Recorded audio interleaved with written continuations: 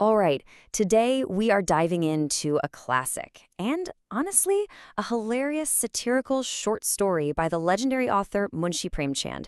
It's called The Advertised Martyr. And let me tell you, it's a cautionary tale that feels surprisingly modern about how one tiny little favor can basically unleash the full, chaotic power of advertising. Let's get right into it. So, the story is told straight from the perspective of a man whose life has just been completely turned upside down. He kicks things off with this desperate cry for help, and it really just perfectly sets the stage for the bizarre chain of events that got him here. I mean, what could have possibly gone so wrong? Okay, so our narrator, he's a retired Tehsildar, which is a former local tax officer, and he settled into this really quiet, peaceful life in a small town. His days are super simple, reading, thinking, enjoying pleasant evenings with his friends. It's the absolute picture of a perfect retirement. But yeah, that's all about to get completely shattered. And the cause of all our narrator's problems? Well, it's his friend, the local postmaster, a guy named Munshi Ramkilawan. So the postmaster, he used to be bald, but after trying this hair tonic from Lahore, he miraculously grew a full head of hair. And he is so thrilled about it that he basically becomes an evangelist for this tonic, preaching its gospel to anyone who will listen. Now, the postmaster is convinced this tonic is basically magic, and he thinks the company deserves a formal certificate. And, who better to write it and make it official than his well-respected friend, the retired Tehsildar. He figures the narrator's name and his old title will give the claim some real weight, some real authority. Our narrator, well, he doesn't see any harm in it. I mean, what's the big deal? It's just a small favor for a friend, a totally trivial thing. So he jots down the postmaster's story, signs his name, and pretty much forgets all about it. And this single, simple signature is the one act that is going to completely derail his entire life. And the effect is, well, it's immediate and it's devastating. The tonic company takes his certificate and plasters it in every newspaper they can find, printing it in big, bold letters.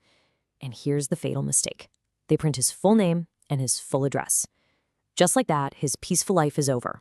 It's replaced by this absolute avalanche of mail that turns him into an unwilling public figure. So the first wave of trouble doesn't even come from the public. Nope, it comes from the very company he was trying to help. And then from all of their competitors. The world of advertising has just found its brand new and very unwilling spokesman. The company's manager sends him this long letter of thanks, but it doesn't stop there.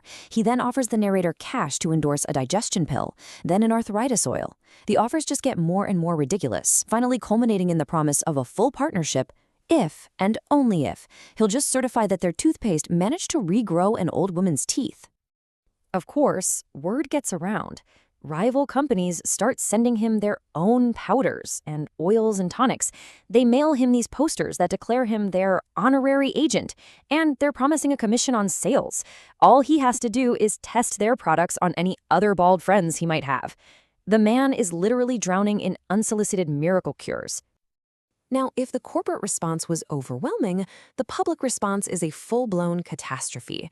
His certificate has made him the de facto expert on baldness for the entire country, and every single person with a question decides to write to him directly. The letters just start pouring in with the most specific, bizarre questions you can possibly imagine. People are demanding to know the entire genetic history of the postmaster's baldness. Was it from his father's side? His mother's? Were the women in his family also prone to it? The level of detail they want is it's staggering. And it doesn't even stop with humans, oh no. One man wants to know if the tonic can help his horse, whose hair he'd apparently cut too short. Another asks if it'll help his dog, who sheds hair in the summer.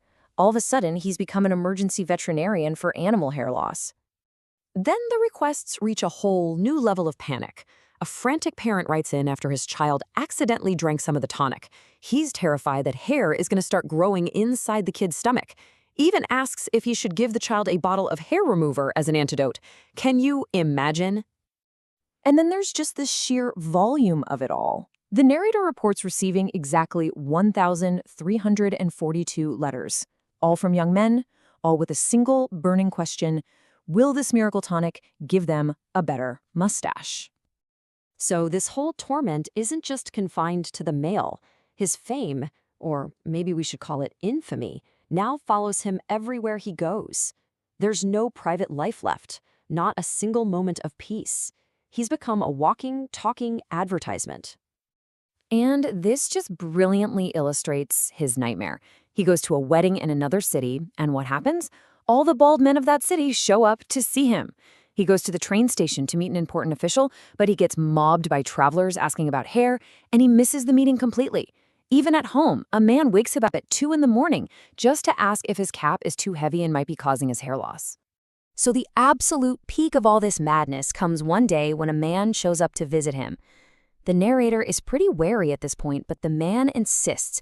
He comes in and immediately locks all the doors and windows. He puts his cap at the narrator's feet and makes him swear this solemn oath that he will never, ever reveal his secret. Our narrator is terrified, thinking he's about to be murdered. Then the man reaches up and removes his hair. It's a wig. Underneath, the man is perfectly, hopelessly bald. He's been wearing this wig for his job, and he is desperate for a real cure. He pulls a magnifying glass out of his pocket, offers the narrator 2 rupees, and begs him to examine his scalp to see if the case is hopeless. This is the narrator's breaking point. He sends the man to the postmaster and finally just reaches the end of his rope. So after enduring this relentless, insane onslaught, the narrator has definitely learned his lesson. His simple act of kindness has turned him into a martyr for the advertising industry, and he ends his story with a final desperate plea to the public. And this brings us to his final warning.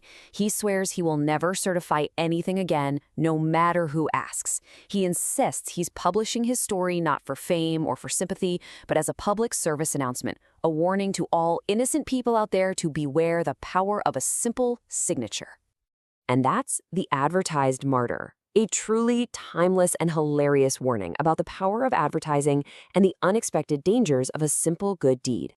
Hey, if you enjoyed this explainer, don't keep it a secret. Like, share, and subscribe for more deep dives into incredible stories like this. We'll see you next time.